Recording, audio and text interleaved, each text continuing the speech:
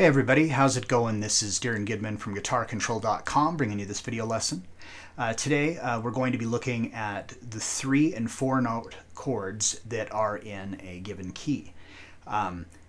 This is going to be one part of a few lessons that I'm going to do that's just going to kind of cover some of this basic music theory as to how keys work and the notes and the chords and arpeggios and scales that go into a key.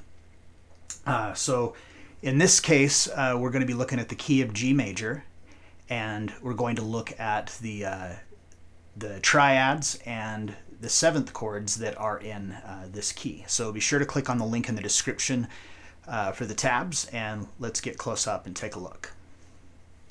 All right, so the first thing that we're going to do is I'm just going to show you quickly how to do a major scale in case you don't already know this, so that way you can identify the notes that are in the key. So we're in the key of G major, so we're starting on the 3rd fret of the 6th string. So we have 3, 5, 7, and then to the 5th string, 3, 5, 7, and then to the 4th string, 4, and then 5. So that gives us G, A, B, C, D, E, F sharp, and G. Now, so that means that in the key of G major, the 7 notes that are in that key are G, A, B, C, D, E, F sharp, and then back to G again. So there's going to be a chord that is rooted off each one of those notes in the key. So something that you really should memorize is this pattern right here: major, minor, minor, major, major, minor, diminished. Now that is the order on each degree of the scale of what chords, what triads, what 3-note chords are played. And then for the 7th chords, it's major 7, minor 7, minor 7, major 7, dominant 7, minor 7, and then minor 7 flat 5.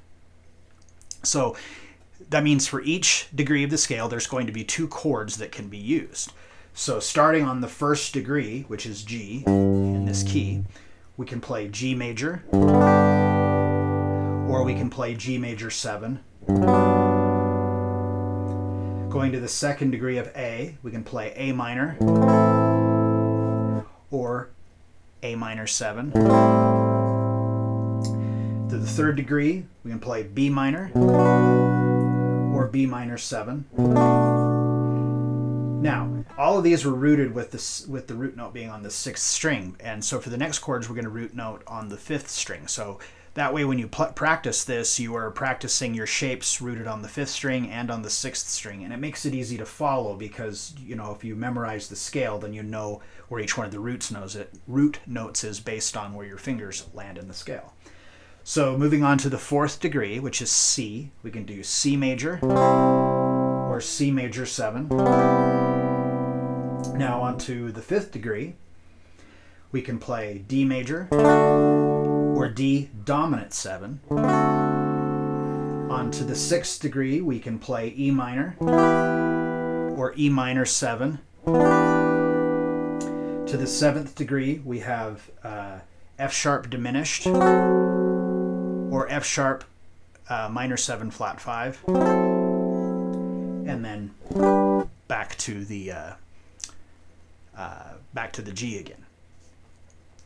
So by memorizing where these chords are in the scale, then you'll easily know what chord voicing.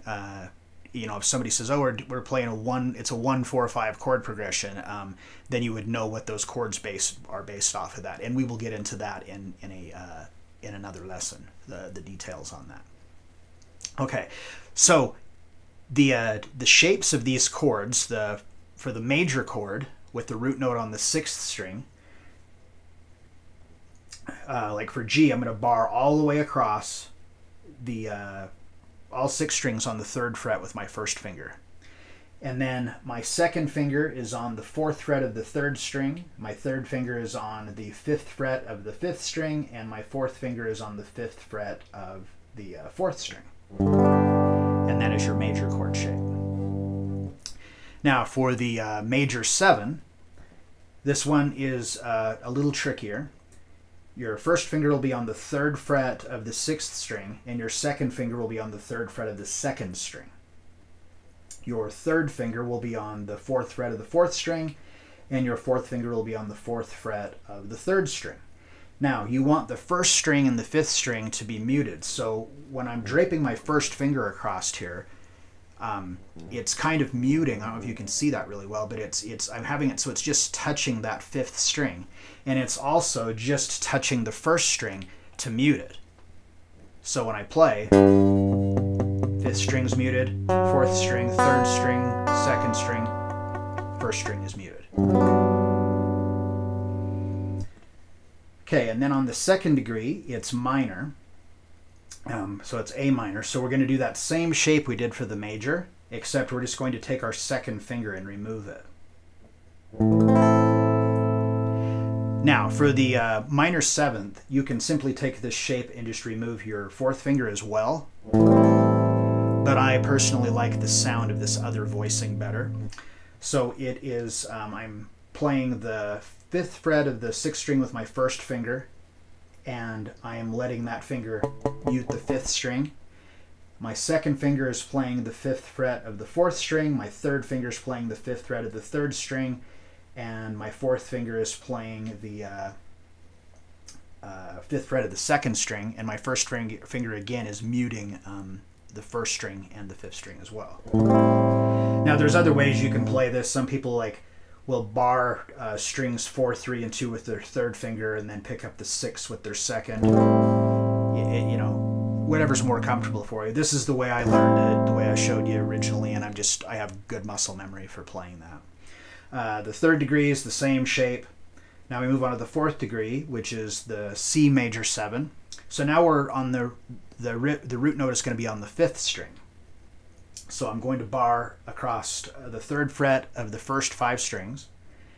Not going to be playing the 6th string in this chord. Then my 2nd finger is on the 4th fret of the 3rd string. My 3rd finger is on the 5th fret of the 4th string, and my 4th finger is on the 5th fret of the 2nd string. So that is your major 7. Oh, and for the major shape, again, I'm barring, and I'm just using my 3rd finger to bar across strings 4, 3, and 2, and I'm just playing strings 5 through 2. Then we move on to the 5th degree, which is D major, and it's the same shape that we just did for the C, except now the other choice we have is a dominant 7th chord instead of the major 7th chord. So what the difference between those two is that when you play a major 7th, you're playing the triad, so you're playing the root, 3rd, and 5th, and you're also adding the 7th tone of the 7th degree of the scale as well. But for a dominant 7, we're going to flatten that 7th degree. So if we take that same shape that we did for the C major 7, but we just simply remove our 2nd finger, then we get that dominant 7 shape. Moving on to the 6th degree, we have E minor. So again, I'm going to bar across the first 5 strings on the 7th fret. Then my 2nd finger is on the 8th fret of the 2nd string. 3rd finger is on the 9th fret of the 4th string, and 4th finger is on the 9th fret of the 3rd string. And then to make that minor 7, we just simply remove that 4th finger. Now, when we move on here to the 7th degree, one thing I forgot to mention earlier is that when we play the scale, when we get to that note, the F sharp, we play it here rooted, it's on the 4th string. But that's only a half step, it's a whole step away from the 6th degree. So there isn't a lot of chord voice, it's hard to get a lot of chord voicings with the root note on the 4th string. So we're just going to simply move from that E minor up a whole step to F sharp. I'm playing the 9th fret of the 5th string with my 1st finger. I'm playing the 10th fret of the 4th string with my 2nd finger. I am playing the 10th fret of the 2nd string with my 3rd finger, and the 11th fret of the 3rd string with my 1st finger. It's a very dissonant sounding chord, the diminished. And then to make this the last one, the minor 7 flat 5, I know it's a big long fancy name, but simply what that is it is a diminished chord that also has a flat 7 in it.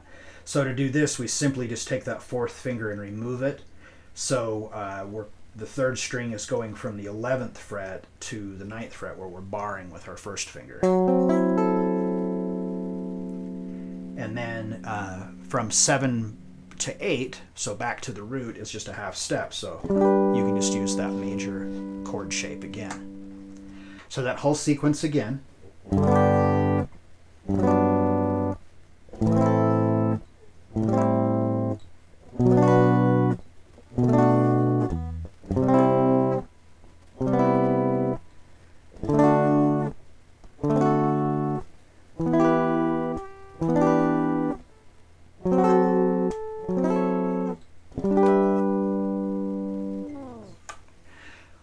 All right, so I hope that helps you out with knowing what these chords are in a key. That's it's kind of the basics of just being able to kind of jam, and it can help with songwriting and stuff too. If you're like playing a couple of chords that that sound good together, you're like, well, what other chords can I use? You have all those other choices from within the chord scale that you can use.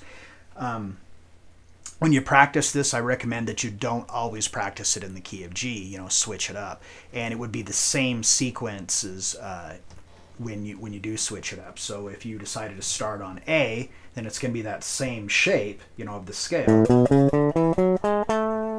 and the chords would be the same spacing, just starting on the 5th fret now, and so on and so forth. So if this was helpful and you liked the video, be sure to give it a thumbs up, leave me a comment down below, and until next time.